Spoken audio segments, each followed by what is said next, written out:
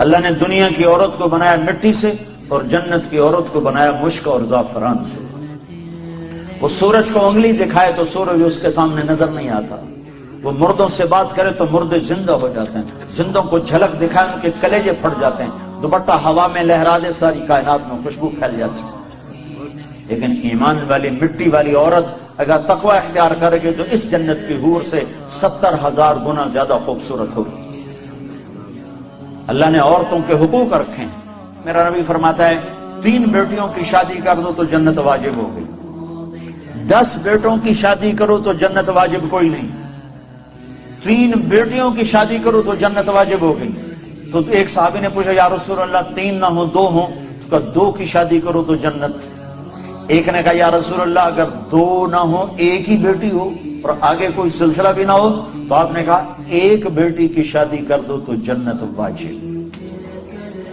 یہی بہن بن جاتی ہے، بیٹی سے بہن بنتی ہے، بھائی آتا ہے۔ تو میرے نبی نے فرمایا جس کو اللہ نے 2 بہنیں عطا فرمائی، 2 بہنیں، اور انہوں نے اس کا حق ادا کیا، حق ادا کیا، حق کہ بھائی بہنوں کا حق مار جاتے ہیں، ماں باپ کی وراثت میں سے بہنوں کو نہیں دیتے، نہیں دیتے۔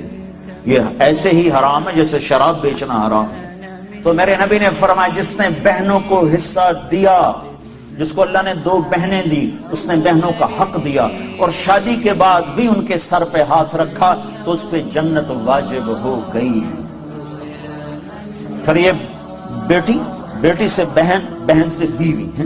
پھر میرے نبی نے فرمایا بہترین مسلمان وہ ہے جو بیوی کے ساتھ اچھا سلوک کرے، اور میرے نبی نے فرمایا جو یہ چاہے اس لوگ کا مسلمان کہ وہ جنت میں میرے گھر کے قریب گھر بنا لے تو وہ 2 کام کرے، ایک اپنے اخلاق اچھے کرے، ایک اپنی بیوی سے اچھا سلوک کرے، تو اس کا گھر میرے گھر کے قریب ہو جائے گا۔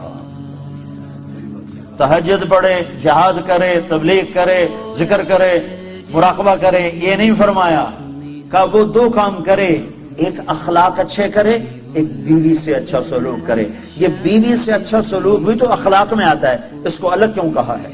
کہ بہت سے لوگ باہر بڑے اخلاق والے ہوتے ہیں اور گھر میں بیویوں کے ساتھ بڑے بدتمیز ہوتے ہیں، بیویوں سے ایسے سلوک کرتے ہیں جیسے نوکرانیاں، بیویوں کے ماں باپ کو ایسے گالیاں نکالتے ہیں جیسے انہیں گالی دینا ثواب کا کام ہے۔ تو اس لیے اس کو الگ ذکر کیا کہ جو یہ چاہے جنت میں میرے گھر کے قریب گھر بنائے۔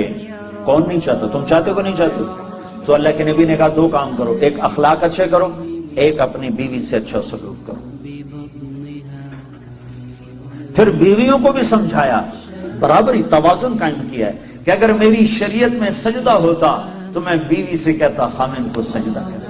ایک عورت نے پوچھا یا رسول اللہ میری شادی ہو رہی ہے، میرے خامند کا میرے اوپر کیا حق ہوگا؟ تو آپ نے فرمایا تیرے خامند کے جسم پہ پھوڑے پڑ جائیں، پھوڑے نکل آئیں اور پھوڑوں میں پیپ پڑ جائے اور تو زبان سے چاٹ چاٹ کے اس کے زخم صاف کرے تو بھی تو نے خامند کا حق ادا نہیں کیا۔ لو ان المرأة صلت 5 صامت شهرها حسنت فرجها اطاعت بالها دخلت من ای ابواب الجنت شاءت۔ میرے نبی نے فرمایا جس عورت نے 5 نمازیں پڑھی، رمضان کے روزے رکھے، خامند کی اطاعت کی اور بدکاری نہ کی، عزت میں خیانت نہ کی، تو جب وہ آئے گی تو جنت کے 8 دروازے کھل جائیں گے۔ اللہ فرمائے گا جدھر سے چاہ چلی جا، جنت تیرے لیے ساری حلال ہے۔ یہی عورت ماں کے روپ میں تبدیل ہو جائے تو میرے نبی نے فرمایا کاش میری ماں ہوتی اور میں عشاء کی نماز کے مصلی پر ہوتا اور میں سورۃ فاتحہ شروع کر چکا ہوتا اور ادھر سے میرے گھر کا دروازہ کھلتا اور میری ماں کہتی بیٹا محمد، تو میں اس کی خاطر نماز توڑ دیتی۔ میں کہتا اماں جی حکم، میں پھر پڑھوں گا۔ صرف نماز روزے کا نام اسلام نہیں ہے، اور بھی دکھ ہیں زمانے میں محبت کے سوا، راحتیں اور بھی ہیں وصل کی راحت کے سوا۔ اخلاق کا بہت بڑا باب ہے جس کو امت نے بھلا کے رکھ دیا۔